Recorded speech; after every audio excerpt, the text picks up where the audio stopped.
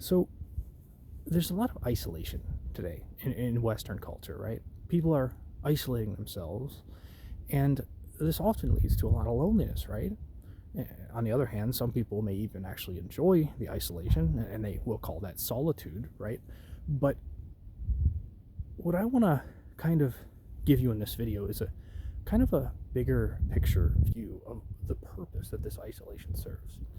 So, as humans, we are conscious beings, right? We observe things, we consume information, whether that is like reading a book or even just observing other people, and we use that information to come up with proactive solutions to problems, right?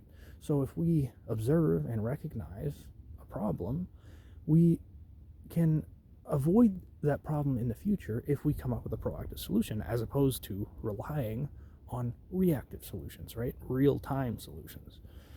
And the thing is that those real time solutions get very messy in the long term, right?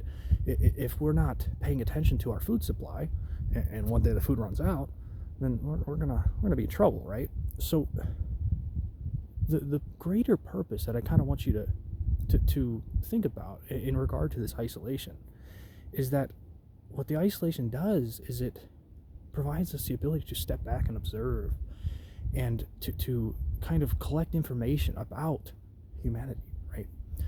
A lot of people blame the isolation on technology or social media, but in reality, I think isolation is more of a natural response of a conscious species that serves to provide us with the ability to come up with those practice solutions, right? It provides us the ability to observe and find the unsustainable patterns and ultimately better pathways, better ways that we can structure society, right? So if you're lonely and you're isolated and you're telling yourself that, why am I doing this to myself? Why am I so lonely? Well, what I think is happening is that nature or evolution is working through you.